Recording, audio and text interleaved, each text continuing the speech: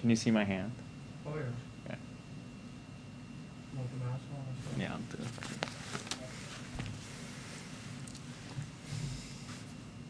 Yeah. Where we gonna look? Yeah.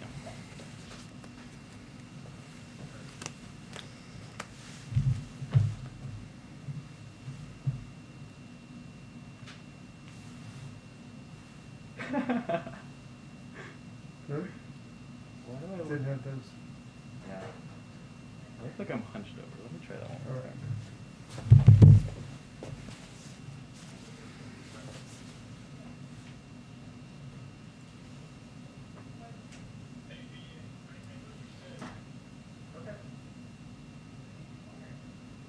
Mask on.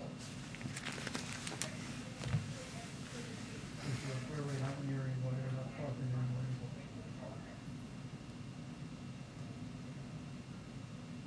You did have a little smile. Yeah, a little.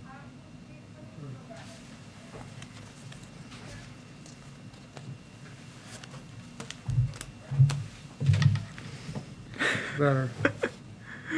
Good? You look so much taller for some reason. Oh, Oh. man, you know what? Oh, This you know is what? lower. Yeah. Plus, let me do a little Psaki. higher angle. One more. Back on it. Then I'll go up a little bit with the camera. So. Alright, one more.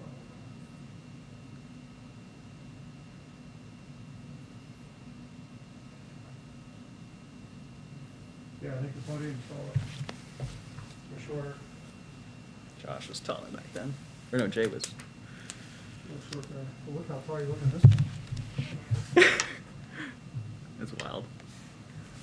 I love it. Absolutely. I'll go to, I'll go there. When do you,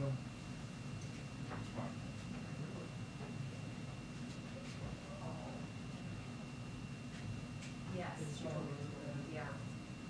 Yeah.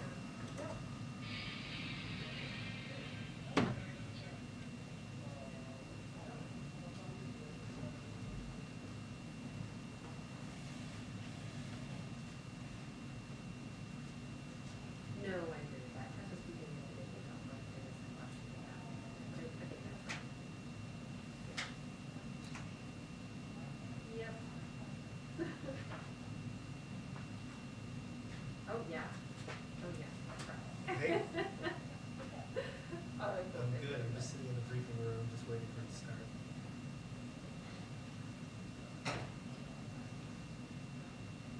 Yeah, he spoke in the last half hour.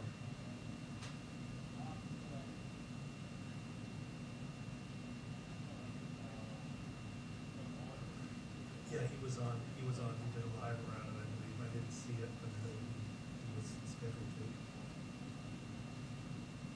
Okay, I'll talk to you soon. Bye.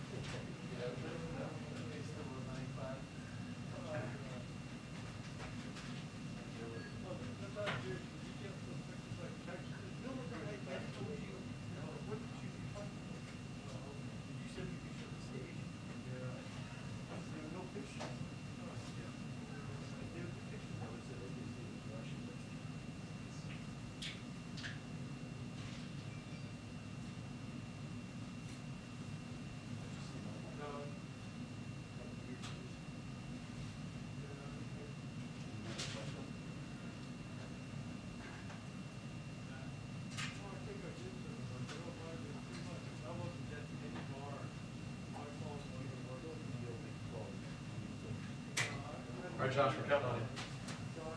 I bet. What's going on? How you doing? You're the likely one? Me, in the hot seat.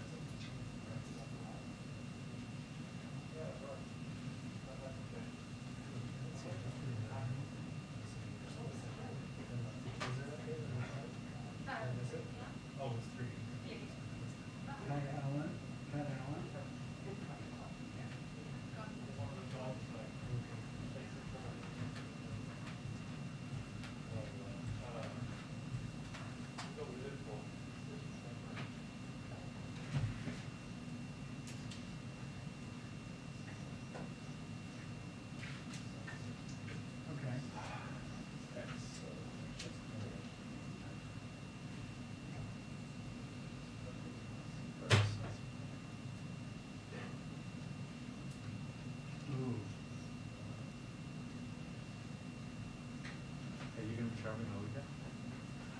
No, I think Justin's in Virginia. Okay. Are you? Justin in. I was like, I don't know why. Association. That's just being really, really unfair and cliche about it.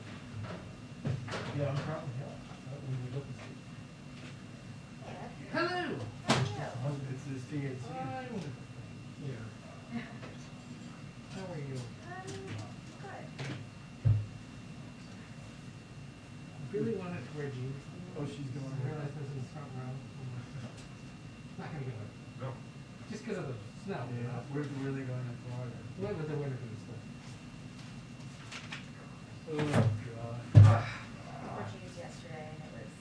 Liberating? Yes. Yeah. Yeah, I was here in the morning and like, This gets out. what was I wearing? So listen, These I boots. sent you two listings. I guess I knew I would be leaving by late morning, so I didn't really. Dress pants and boots is always a tough, Can be. yeah. Especially when they're like moon boots like these. 1749. Just outside of Easton. Yeah, just take a look at them when you're well, actually I texted them. So you'll have to, just open them up and email them to you. So you just look at the address. Okay, and call me back. Let me know what you think.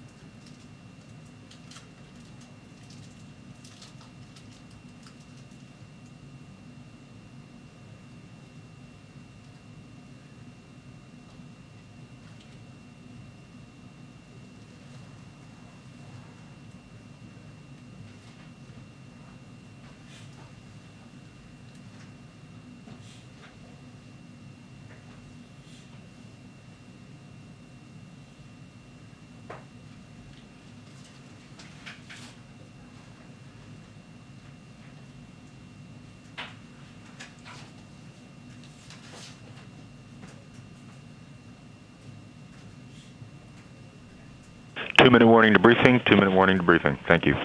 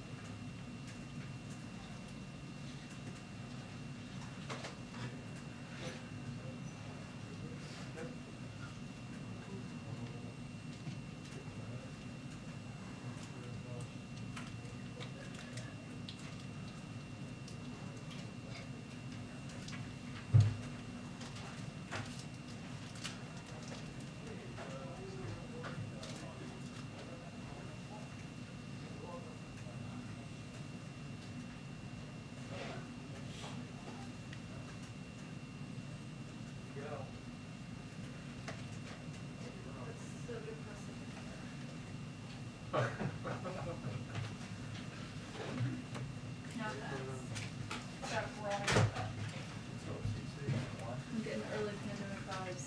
Are you? Gonna say, anyone else have any questions?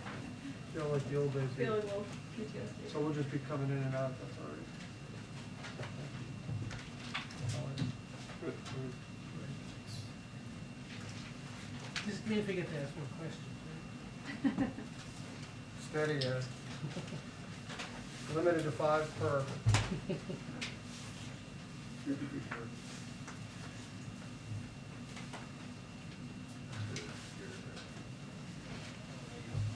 Okay, everybody smile. Keep your mask on. Do you think you can see my head in the photo, or? Yes, you are in it. I can tell that you're smizing. Yeah, I smize so hard.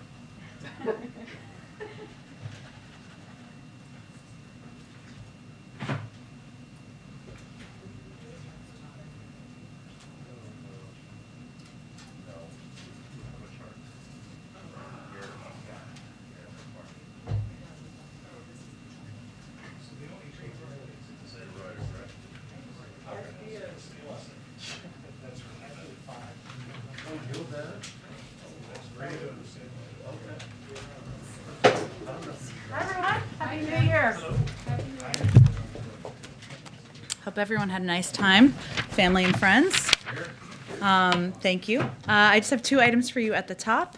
I just wanted to highlight that yesterday, President Biden, Agriculture Secretary Vilsack, and Attorney General Garland met with family and independent farmers, ranchers, independent processors from across the country to discuss the challenges they have faced as large conglomerates have absorbed more and more small processors, significantly reducing competition in the meat and poultry processing industry. This is just one example of a broad suite of executive actions being taken by agencies across the economy that will promote competition, protect consumers and workers, workers and lower prices. When dominant middlemen control so much of the supply chain, they are able to increase their own profits at the expense of both farmers and ranchers who make less for their product and consumers at the grocery store who pay more. So just to be clear, farmers, ranchers, and poultry growers, of course, they are growing the meat or overseeing the meat, goes to the meat packers and processors. That is where we see the middleman. Goes to grocery stores, restaurants, and other retailers, and then to consumers. And our concern is about where prices are being elevated, and they should not be. Many farmers and ranchers now have little or no choice of buyer for their product and little leverage to negotiate, causing their share of every dollar spent on food to decline. 50 years ago, ranchers got over 60 cents of every dollar a consumer spent on beef, compared to about 39 cents today. Similarly, hog farmers got 40 to 60 cents on each dollar spent 50 years ago, down to about 19 cents today. So that obviously is a significant concern. If you see the wholesale beef value and the cattle value, that should not be how the gap between the lines. Just wanted to highlight again, we announced we're investing up to $1 billion in new and expanded independent meat and poultry processing capacity, workforce development, and other assistance. All that was included in the American Rescue Plan. We're continuing to strengthen rules to protect farmers, ranchers, and other producers, and we're enforcing existing competition laws vigorously and fairly, and our new White House Competition Council will make sure agencies work together as appropriate. Finally, we're bringing greater transparency to the industry. The USDA announced steps on that back in August, and we'll continue to build on that.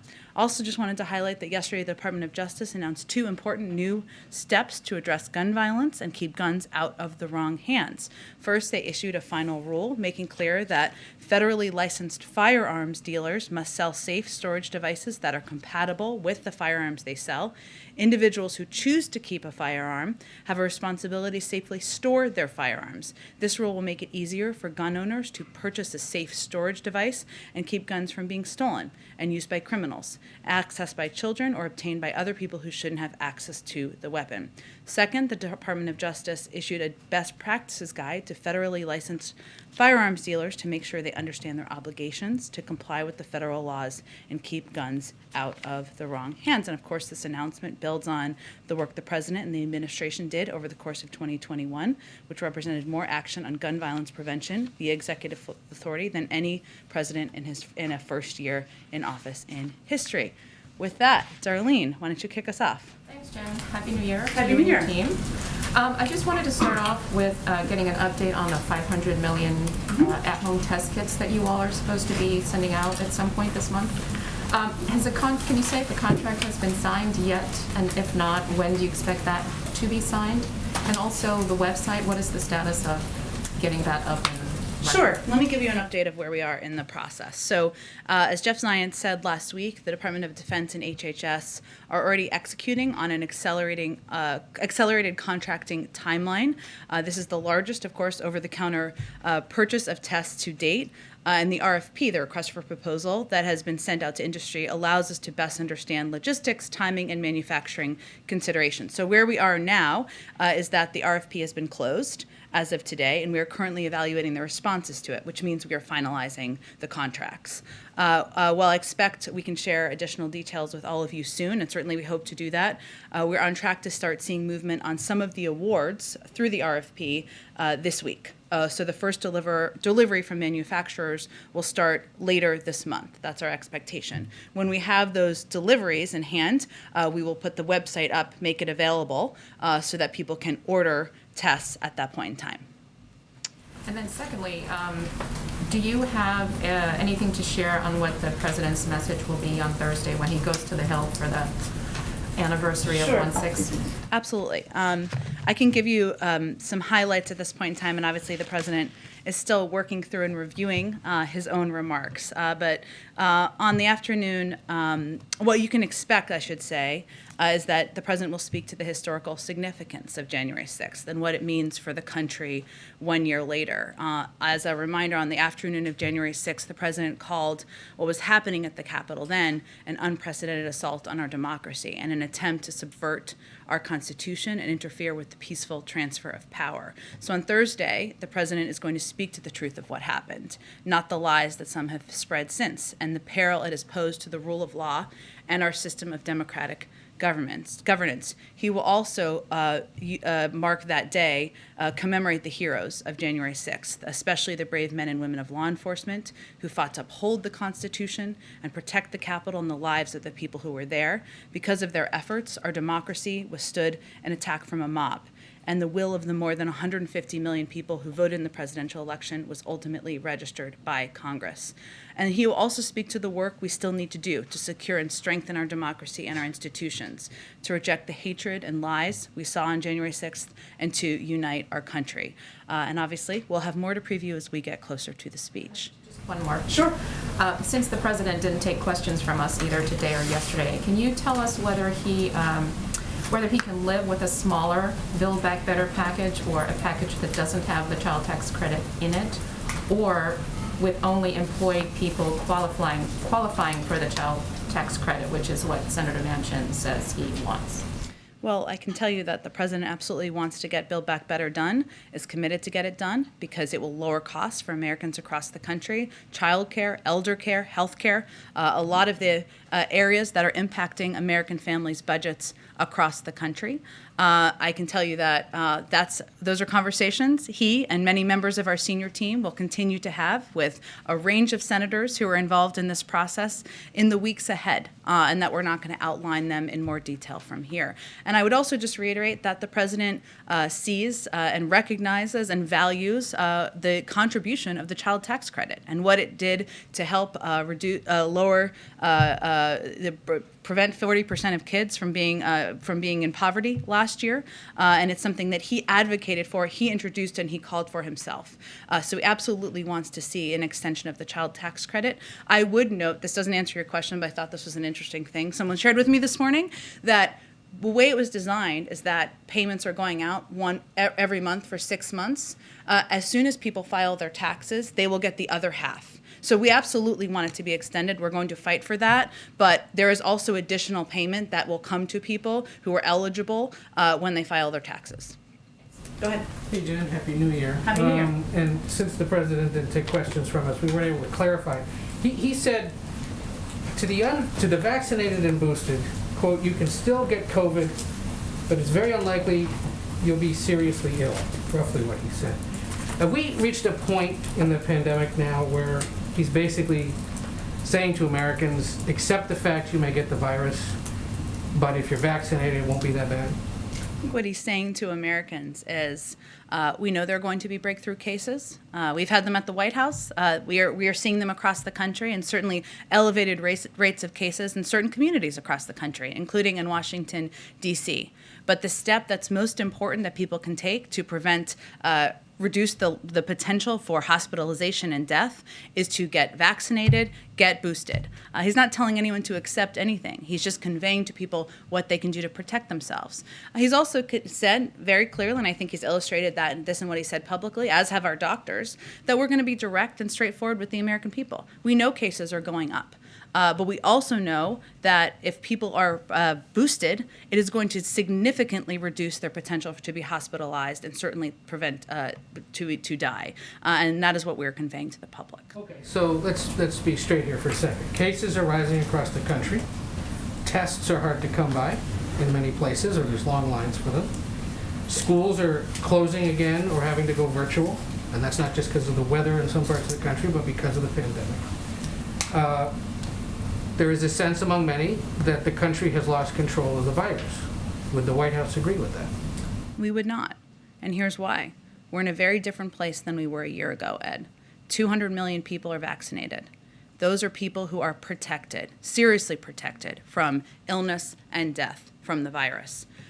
We have also just purchased the largest over-the-counter purchase of tests in history, 500 million tests. That builds on the fact that we have already distributed 50 million tests back in December to rural health centers, to community health centers. The fact that we have 20,000 sites across the country where you can get free tests. The fact that next week people can get reimbursed for their tests. And we are going to continue to build on that. It also, on schools, I would say 97% of schools are open across the country. And the president wants school to be open. That's why months ago, even when people questioned his advocacy for this funding, he advocated for $130 million in the American Rescue Plan and $10 billion to cover testing, even when many people said that was not necessary and was not needed. That has all been distributed to states. If states have not used it, and some have not, and if school districts have not used it, now's the time to use it. So I would note that we have taken steps to prepare for any contingency, any moment, and we're working to implement and build on that from here. You just mentioned outbreaks here at the White House. Is it a large number? Is it anyone? I know there's a policy that you're only really going to let us know if it's the top 4 individuals in the government or their spouses. But has there been a wide outbreak here in the West Wing or across the White House campus? Well, our policy is that, which I think is important for the public to know, because it is in the public interest to know, and of course your interest. If there is anyone who has a close contact, as deemed by the White House Medical Unit, with the president, the vice president, the first lady, or the second gentleman, we will make that information available, as we have done, as those instances have occurred. And I was only conveying there are breakthrough cases here. There's 2,000 people who work on the White House complex, right? The 99% of them are vaccinated, and there will be breakthrough cases here. Thanks to the vaccination, those cases have been mild. But again, there are rising case numbers across the country, and we expect to be in line with that. Just on another topic, and you kind of discussed this with Darlene, but Senator Durbin today suggested that Build Back Better is kind of taking a back burner spot. There's a lot of alliteration there. A lot of B's there. As voting rights pushes ahead as we near the MLK holiday. Is that the White House's stance right now, that voting rights is sort of issue number 1 up there, or should be? Well, we're working, and you've seen, I'm sure, the Dear Colleague letter that Leader Schumer put out just a couple of days ago, and we're working in lockstep with Leader Schumer on that, on getting voting rights done. He's obviously put out a timeline for that. We're going to work with him on getting that done. But that doesn't change our commitment to Build Back Better. Go ahead. Thanks, Jen. Why hasn't the CDC revised the definition of what it means to be fully vaccinated yet, given that the president has spoken about boosters for months now? Sure, it's a good question, Jackie. I don't speak for the CDC. Obviously, they speak for themselves, given they make decisions based on data and science. So I would point you to them. I know they have a COVID briefing tomorrow.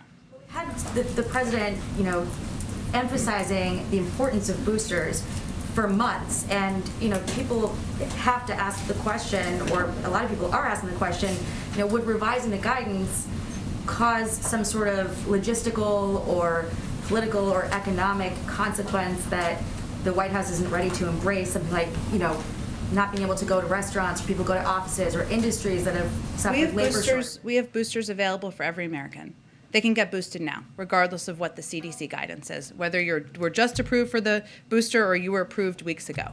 So do you expect then that guidance will change eventually? It's up to the CDC, and they make those decisions based on data and science. Will we have any update on when they might make a decision on that, given that there's been so much time? I encourage you to ask them that question when they participate in the COVID briefing tomorrow. Okay. And then similar line of questioning, but Sure. this time about the FDA. Okay. There have been some decisions by the FDA over the last few months that have happened without consulting the panel of independent experts that we saw for authorizations for the vaccines themselves. We haven't seen that with boosters. A couple examples: on the 19th of November, FDA authorized the booster for all adults. 29th, the CDC announced people 18 plus should get boosters. December 9th, the FDA authorized boosters for 16 and 17-year-olds, and just yesterday, the FDA amended the emergency use authorization for the Pfizer booster for kids ages 12 to 15. So I guess my question is, why has the protocol been different with the boosters than it was for the emergency use authorization of the vaccine itself? Jackie, the FDA makes their own decisions, not driven by what the White House is telling them what to do, so I would point you to the FDA to get any comment on that. So it doesn't, I guess then the White House is not, or the FDA is not getting rid of its independent panel of experts by any White House guidance. Absolutely not. And again, I think they would confirm that themselves. And I think what's important to step back here is recognize we're still in the middle of a pandemic. There are still far too many people who are not vaccinated. There are still kids who are at risk because there are not enough people, adults, vaccinated. And I think what we're all collectively trying to do here is protect more people and save more lives, whether you work here or at the CDC or the FDA. Is the president then okay with the FDA making these authorizations without calling their panel of experts? Again, I would point you to the FDA, and they can speak to their decision-making process. Okay, and then real quick on the Florida Surgeon General and testing, what's your reaction to his comments that the U.S. needs to unwind its testing psychology where people are planning their lives around testing? Is that sound medical advice in the White House view? I would really point to our own health and medical experts on when tests should be administered and utilized, and our focus on making them more available, accessible, and free to the public. Oh, good. Real quick, is there any reason why the CDC did not include a testing component when it revised its guidance for isolation? Given that there is such a scarcity of tests, there's been some criticism that the CDC couldn't tell people they should get tested when they emerge from isolation, because then people try to get tests and they're not available, and it might blow back onto the administration. Again, the CDC makes these decisions. I expect they'll have an updated guidance if it hasn't already gone out. Go ahead. Thank you. Oh, sorry, Caitlin, I'll come back to you. Go ahead. Can you give us an update on the president's selection? You'll be shocked to hear me ask this. The Fed. Fed, yes, and in particular, whether he's made the decisions. Is it a question of the announcement not having been done, but the decisions are made? I don't have anything more for you at this moment. I expect we will have more soon, and I will let the president speak to his decision and whom he will select. My colleague Katya Dmitrieva and Jennifer Jacobs are Sure. reporting that economist Philip Jefferson is likely to be nominated for one of the seats, and he would be just the fourth black man to hold a position on the central bank's board in its history.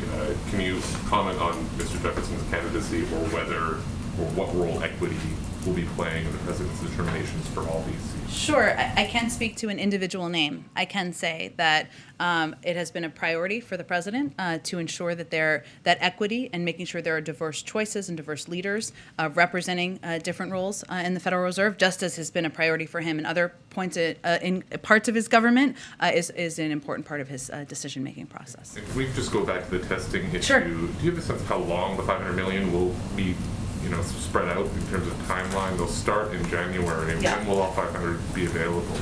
I don't have an update on that at this point in time. Certainly understand the question. I expect as we finalize the contracts, which we're in the process of doing, we'll have more information on that. But again, we expect the first shipment from manufacturers to come soon. And on testing, some of the biggest retailers, Walmart and Kroger, have raised the price of Abbott's Binax Now test. They've been selling it at cost because the deal with the White House had expired. They're now about $19-20, and they were at about $14 per box of 2 tests. I'm wondering whether there are any talks ongoing with retailers to bring that price back down to an at-cost level, or whether you're confident the increasing supply of tests will more or less work itself out in the market. Well, I can't give you an update on any conversations. I can tell you that our objective is, of course, to increase and scale up access to free tests. Hence, next week, people who have health insurance, 150 million Americans, will be able to get those tests or get reimbursed for those tests, hence sending 500 million tests for free out to Americans, 20,000 free testing sites, 50 million tests that we've already given out. So that is our focus from the federal government. Obviously, we want a competitive market out there that will lower the cost of tests over the course of time as well.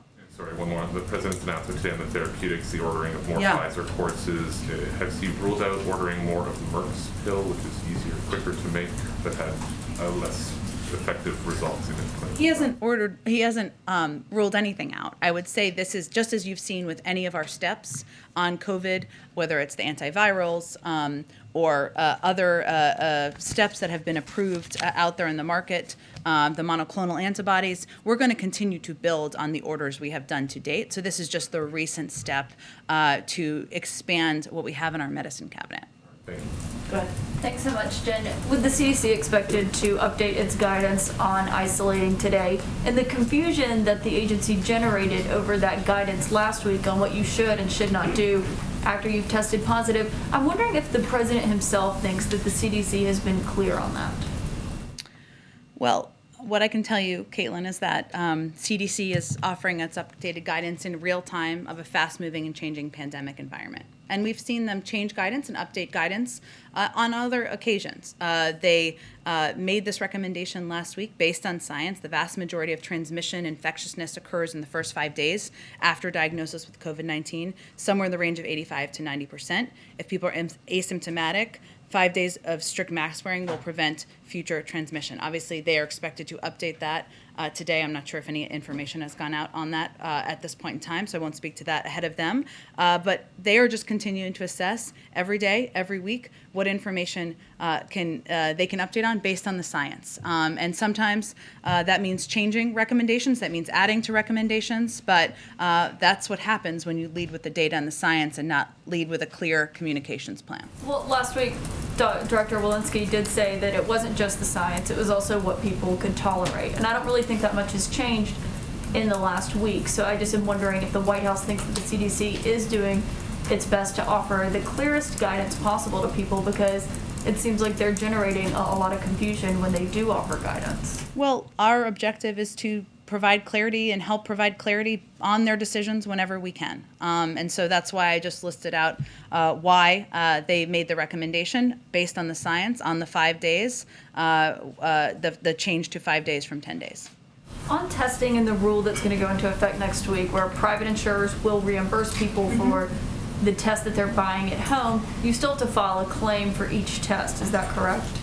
That's a good question. I don't have the details of exactly how it would work. I would assume some version of filing a claim or filing paperwork, but I can get you more specifics on it. Has the administration done the math and added up the cost of what it would be to just make these at-home tests either $1, like some other countries have done, or free for everyone? Well, we've looked at a range of options. I would say that they're free for everyone, they're actually, a lot of countries have done what we're about to do, right? Which is for people who want tests, and they can request them online and get them for free. I don't know of countries, maybe there are some, that have sent them to every person living in their country. This is about making them free and accessible to the people who want them. And we want to do that, and there are some countries who have done that, some who have had to stop doing that because they haven't had enough access to tests to continue programs like that. Right. Well, we're still waiting on the details for that. I do want to switch subjects just for one more question. Why has the president not nominated an ambassador to Ukraine yet? And does he plan to do so soon? He absolutely plans to nominate an ambassador to Ukraine. Just like any position, he's always looking to find the right person to nominate to fill the role, an important one. Has he interviewed people for that I'm not position? going to get into more details about a personnel process. Thank you. Go ahead. Jen, Happy New Year. Happy New Year. So on Senator Manchin, he presented a proposal to you on December 14th, an outline of a Build Back Better framework that included $1.75 trillion in spending. To your knowledge, is that still available as a fallback position? I'm just not going to get into private discussions or conversations with any members of the Senate from here. I know that's maybe a change, but we feel that's the best way that this is going to work to get this done. Got it. Okay, so and just so I'm clear, I mean, had you taken that framework and put it through the legislative process, we could have text. Senate could be moving towards a vote this week on something that Senator Manchin supports. Why is it that you haven't decided? Have you done a vote count on the former proposal? Please correct me if that's wrong. But why not? If he's kind of the major stumbling block to getting legislation passed, why not go with something that he endorsed a month ago? Well, I think, Trevor, it's important to note that, and I think as Senator Manchin noted earlier today, we have a very slim majority in the Senate. That means you need every single senator from across the spectrum of the Democratic Party agreeing to what a package looks like moving forward. We're not naive about how challenging that is and how challenging it can be, but we feel good about the possibility of getting something done. What the final package looks like, I can't outline that for you at this point in time. I would note that when he spoke earlier today, he also said he saw a lot of good things in the package and a lot of good basis for discussion. And there's agreement among Democrats about lowering costs for Americans, about lowering the cost of health care, lowering the cost of child care, lowering the cost of elder care. That's a very strong basis. We've got to work through the details, and we'll keep having those conversations privately. His framework would pass. Again, I'm not going to give you a vote count or whip count from here, but I think it's important to note that you need 50 votes you need every single Democrat to support a package in order for it to move forward, even through reconciliation. Is there any plan to re-engage with him at any point on this? We're going to keep those engagements and conversations private. Okay, then another topic. Back in the summertime, when OPEC said that it was going to boost production of crude oil by 400,000 barrels per day, Sullivan said it's simply not enough during a critical moment in the global recovery. Today, OPEC stuck with that decision to keep the exact same amount of oil production increase. Why is the White House's reaction different this time? Well, I would say first, since you gave me the opportunity, we do appreciate the close coordination over the recent weeks with our partners, Saudi Arabia, UAE, and other OPEC Plus producers to help address price pressures. We welcome OPEC Plus' decision to continue increases in production. And together with our recent release from the SPR, we believe this should help facilitate the global economic recovery. We'll continue to monitor prices in the context of global economic growth and engage our OPEC Plus partners as appropriate. And obviously, as we said at the time, our objective is ensuring that the supply out there meets the demand. Obviously, we took our own steps in coordination with others as well. But they haven't made any changes to what they're doing, so why is the message different? Again, we took steps on our own, right? We have taken steps in coordination with other countries around the world, and our objective is to ensure that the supply out there meets the demand. We'll continue to have conversations if we have ongoing concerns. Go ahead. Oh, go ahead. Go ahead. Sorry, I just jumped around there. It was a confusing pinpoint. Go ahead. Okay, well, Happy New Year. Happy New Year. Yes. So the President, he's making remarks on Thursday, as you said, and he has often denounced the January 6 events. But could you talk a little bit about why he refrains, to the extent that he does, it seems, from condemning ex-President Trump personally, not just for January 6th, but for his ongoing campaign, which is very persistent, almost daily, maybe at least weekly, to discredit Americans' faith in the election process. So in short, does President Biden think that his predecessor is acting normally, or does he think he's a threat to democracy, which is what some people would say? You know, I have to say, I don't think we've held back on this front. I mean, President Trump's role in subverting our Constitution, attempting to block the peaceful transfer of power, and defending a mob that attacked our Capitol and law enforcement has been well documented. And it's something, obviously, the president spoke about in terms of that being one of the worst days in our democracy. And he'll speak to, as I noted a little bit earlier, he'll speak to the historical significance of January 6th, what it means for the country 1 year later, the importance of the peaceful transfer of power, which obviously the prior administration and the prior president weren't a part of. But I think there's a larger message here to the country about who we are and who we need to be moving forward. Does he consider ex-President Trump to be a threat to democracy? I think he's spoken to this in the past. Okay. On the same issue, but a little more broadly, the polls keep showing again and again that something like 70% of Trump voters think the election was rigged, that President Biden is not legitimate, and so on. Is there anything that President Biden feels he should have already done, or is there anything he feels he still can do to actually talk directly to those people and try and get people's reality to match a bit more in this country? I think what he's going to continue to do is speak to everyone in the country, those who didn't vote for him, those who may not believe he is the legitimate president, about what he wants to do to make their lives better. And he sees that as his responsibility as the president of the United States. That's what he will continue to do. Go ahead, Anna. Thanks, Jen. Happy New Year. So Senator Schumer just said that he and Senator Manchin talked numerous times during the break, mostly on voting rights, but also on Build Back Better. And he also says that the White House will be having more talks with Manchin's, quote, participation and cooperation on Build Back Better. So can I ask, did the President and Senator Manchin talk at all over the break? We obviously confirmed the conversation they had 2 weeks ago. I don't have any more conversations to confirm for you. Schumer said about more talks in the future. Do you know the next time they'll talk about this? I'm not going to predict that for you, but I can assure you that the president and members of our senior team will, of course, be in touch with a range of senators who care deeply about moving Build Back Better forward. Can I clarify something on the Sure. testing delivery timeline? Yeah. Now, you said the first deliveries go out later this month, then the website goes up, then people can sign up. So probably those tests people can expect end of this month, early February? Well, I think what I was trying to convey, perhaps not as articulately as I meant to, is that we will put the website up when the tests are available to be sent, right? As to not cause any confusion.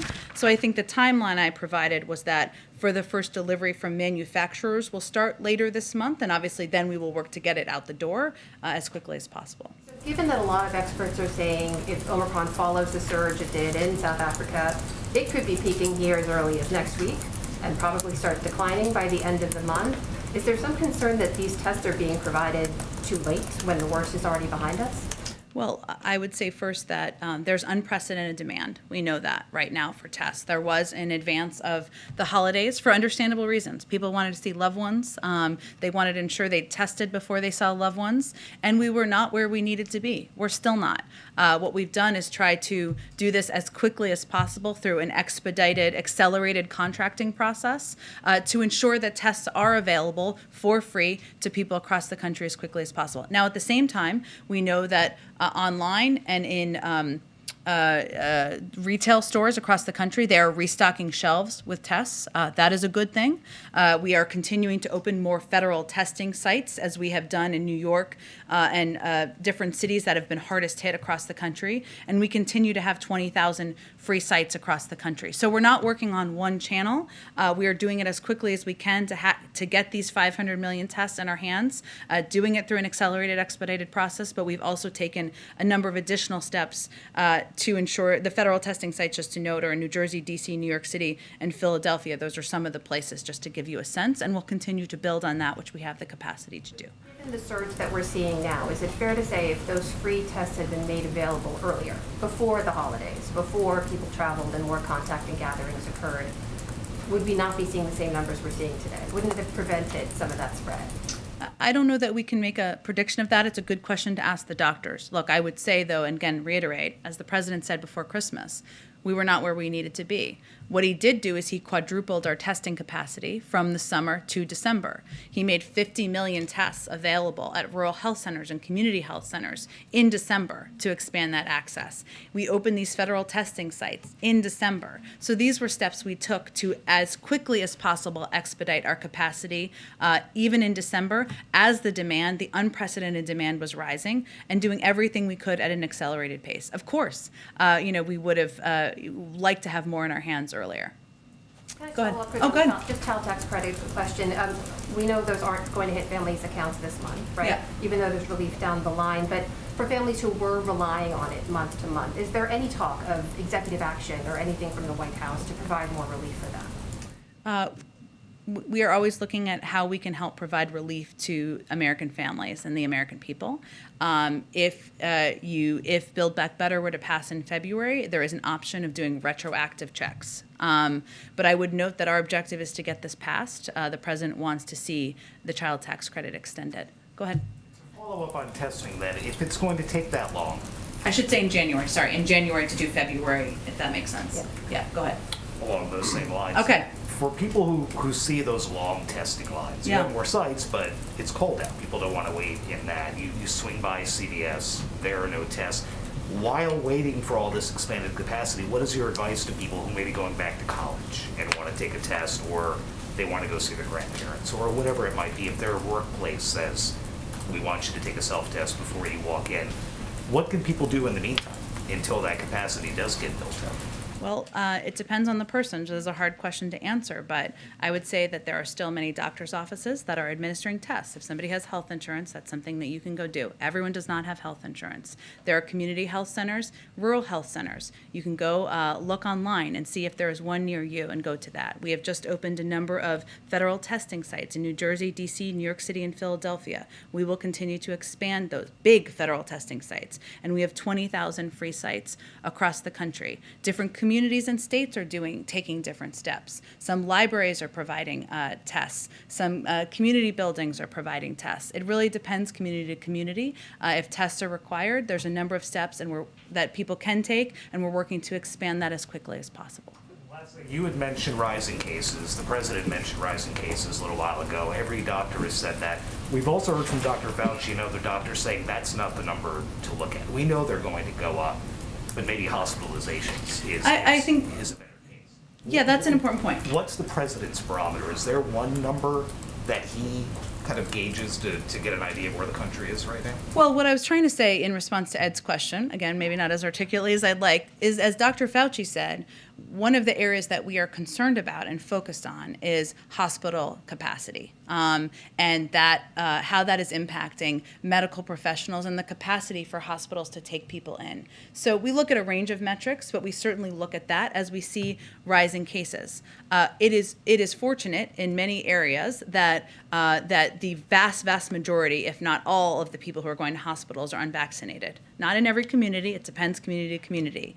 So that's why we are also continuing to echo and advocate for people to get vaccinated, to get boosted, to protect themselves. That's the most important step they can take. But certainly, as Dr. Fauci said, we are looking at and concerned about hospitalizations or capacity given hospitalizations. Go ahead in the back. Back to testing. How can employers be obligated to test unvaccinated workers when there's such a shortage right now? And what will OSHA do when it starts enforcing this rule in a few days when employers say, well, sorry, we can't comply because we can't find any tests? Well, I would first say that 2/3 of companies, almost 2/3 of companies, have taken steps to put in place either vaccination requirements or testing requirements. They're all implementing it in a different way, and the leadership of these companies is making a decision about what works best for their workforce. Giving that option is something certainly we support. Obviously, getting vaccinated, they're free across the country, available across the country, is also a very easy option for many people, and many companies are opting to do that. As OSHA works to implement and work with companies to do that, our objective and what we're continuing to focus on is continuing to increase capacity of free tests that are targeted more, though, at individuals and households, less than companies. And obviously to work, there's now 9 tests that are approved to go to market that different companies and different school districts and others can have direct contact with. So there's a range of ways to get access to tests, and we're working to increase capacity to make them free and accessible to households and individuals across the country. Are you saying it's up to workers to find tests themselves if they must be tested to go to work rather than their employer Actually, providing I'm them? saying, and I think what I said pretty clearly, is that different companies, about 60% of them have already implemented, are implementing the test or vaccine requirements in different ways, company to company, employer to employer. So, and many of them have done it extremely successfully, including many of the airlines, a number of huge hospital systems, and this has helped make, remember what the objective is here. The objective is to make workplaces safer, to provide more security to people. If you look at the data that just came out this morning, JOLTS, that was a shout out to Bloomberg, they'll get that reference, data that came out today, there are still many people who are fearful about going back to work. That is one of the reasons why it's important to put in place these requirements and why employers have taken the step to provide that certainty to people in their workplaces as well. I want to ask one more question related to the workforce. The White House Labor Task Force, led by Vice President Harris, was supposed to release a report in October about how the federal government can boost unionization in this country in a variety of employers. It's January 4th and that report has not come out yet. What's going on, and do the president and vice president still care about this initiative given everything else that's going on? I would say the president has been an advocate for collective bargaining rights, for the rights of workers, for strong unions, for 5 decades of his career, and I think that speaks for itself. And the vice president, well, a little younger, not in public office quite as long, but has also been a strong advocate for the rights of workers. And so I think that speaks for itself. Of course, this is an initiative they put forward. I am certain I can check on the status of the report. Go ahead. Thanks, Jen. A couple of topics, if you don't mind. As you know, the anniversary of the opening of Guantanamo Bay Detention Facility is next week. Yeah. The president promised to close it. You reiterated that in February. What's taking so long? Well, let me first say that the National Security Council continues to work closely with the Departments of Defense, State and Justice, and other departments and agencies to do exactly that. I would note, and I know this was put out during a very crazy holiday period of time, but in the President's statement on the National Defense Authorization Act for fiscal year 2022, he outlined that Section 1032 of the Act continues to bar the use of funds to transfer Guantanamo Bay detainees to the custody or effective control of certain foreign countries. And Section 1033 of the Act bars the use of funds to transfer Guantanamo Bay detainees into the United States unless certain conditions are met. And it's a longstanding position of the executive branch that those provisions unduly impair the ability of the executive branch to determine when and where to prosecute Guantanamo Bay detainees. In some circumstances, these provisions could make it difficult to comply with the final judgment of a court that has directed the release of a detainee. In addition, the limitations in Section 1032 of the Act constrain the flexibility of the executive branch with respect to its engagement in delicate negotiations with foreign countries over the potential transfer of detainees. There are only 39 remaining individuals at Guantanamo Bay, but I just wanted to highlight that piece that was in the NDAA statement because we feel it's obviously creating burden and a hindrance to our progress here. So it's the transfer to the foreign countries that's causing delays, essentially.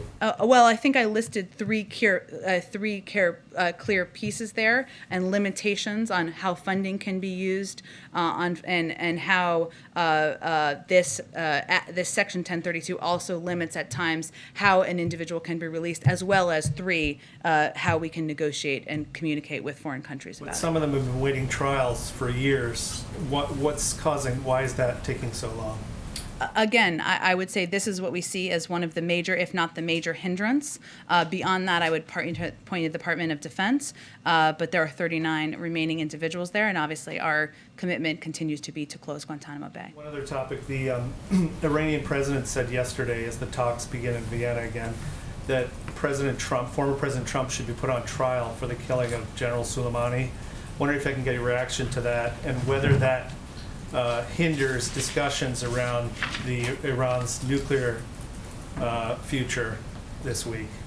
Well, I would say that I don't have any direct comment on his comments. I would note that he has his own politics and his own audience that he speaks to, just as many country leaders in other countries do.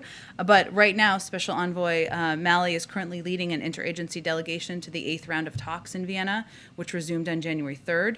There was modest progress in talks last week, and we hope to build on that this week. What is clear is that if we do not soon reach an understanding on mutual return to compliance, Iran's accelerating nuclear steps will hollow out the JCPOA, so our priority remains reaching and implementing a rapid mutual return, and I expect those negotiations will focus on those topics at hand, not comments of any leaders around the world. Go ahead. A couple different topics here as well. First, from the administration's point of view, given what we've learned from the January 6th Select Committee, does it appear the Capitol riot played some kind of role in an overall coordinated effort to overturn the democratic process? So something longer, perhaps, and more than just one day? Just so I understand your question, are you saying, talk a little bit more. Tell me a little bit more what you're trying to ask. Yeah, sure. So there's the isolated events of that day, but there's also the investigation that goes back much further and spans more time. Does it appear that there's that sort of longer throw there than just what occurred on January 6th at the Capitol, based on what we know from the Select Committee? Well, I'm not going to speak for the Select Committee, and obviously they will speak for when the conclusion of their report will be and what details. I would note that we have conveyed our concern in the past about the fact that many Republican members of Congress have stood by the big lie since then.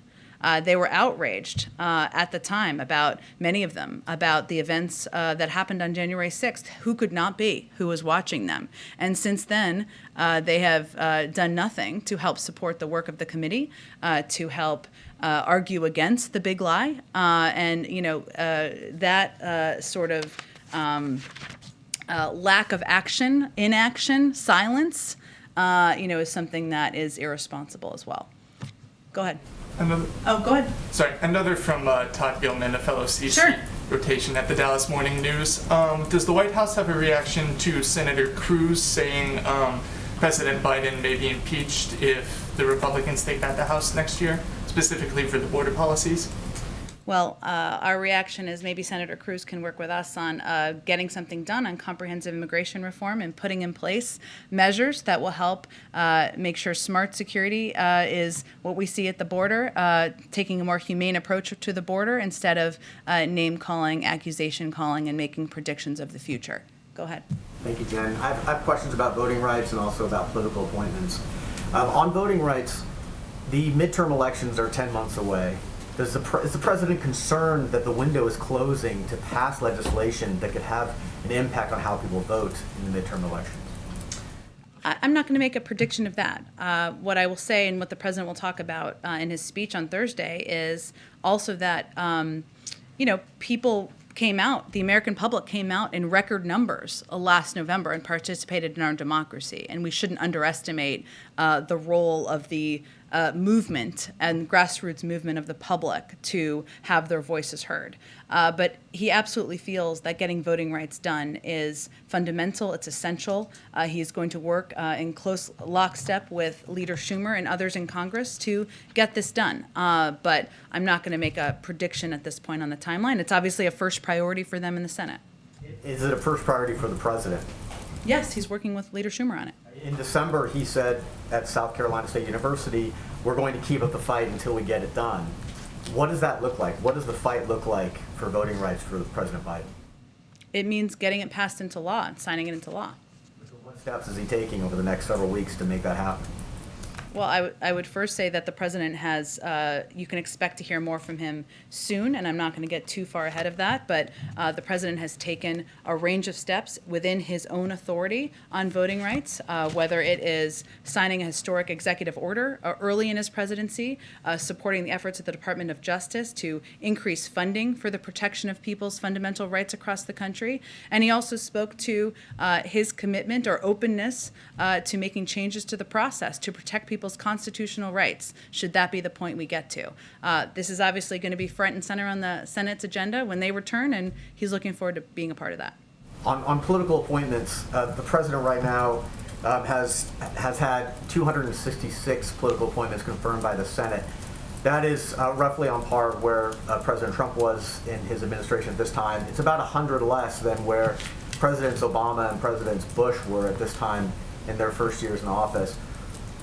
Is that lower number of political appointments impacting how President Biden can govern and implement his policies within the executive branch? Well, so just for the specific numbers, and you gave a number of these, but we ended 2021, I should say, with more than 300 of President Biden's nominees for Senate confirmed positions pending confirmation by the Senate. Approximately half were on the executive calendar and awaiting a floor vote, just to give you all a sense, meaning they could have moved forward. More of these could have moved forward. Many of our nominees have received overwhelming support and majorities from Democrats and Republicans, and the process for most of the time in the Senate was wound up in lengthy debates when really there could have been unanimous consent votes and moved a member of them forward. The president's view is, of course, having the people that he has nominated, selected, highly qualified individuals, leading departments, running different parts of agencies, small, large agencies that impact people's lives across the country, is important and imperative to getting his agenda done and moving things forward. Obviously, there are career employees who are ensuring effectively that agencies are running, but of course he wants to have his team in place, his people leading these agencies to continue to move his agenda forward. Does he want the Senate and Senate leadership to spend more floor time on pushing nominations through? Well, I think there's a way to move them forward without consuming hours and hours and days of floor time. We've seen some agreements, and we were encouraged by the agreement that happened right before the winter holiday to move a number of nominees forward, and we're hopeful we can push more forward in the weeks ahead. There's still 141 positions where there has been no nominee put forward. Why is that? Again, I think the president, one, is eager to have these nominees. He has nominated, confirmed. That's something the Senate can do, Congress can do. And there are nominations. He wants to find the right person to fill the position. Go ahead, last one. Thank you, Jen, and Happy New Year. Happy New Year. I have two questions, one for a colleague who can be here. Okay. My first one is Tesla opened an electric car showroom last week in Xinjiang. just days after President Biden signed the Uyghur Forced Labor Prevention Act into law. Does the White House have any comment on, and will it do more to discourage American companies from doing business in Xinjiang? Sure, yes. So I can't speak to the specific situation of one company, but as a general matter, we believe the private sector should oppose the PRC's human rights abuses and genocide in Xinjiang. The international community, including the public and private sectors, cannot look the other way when it comes to what is taking place in Xinjiang.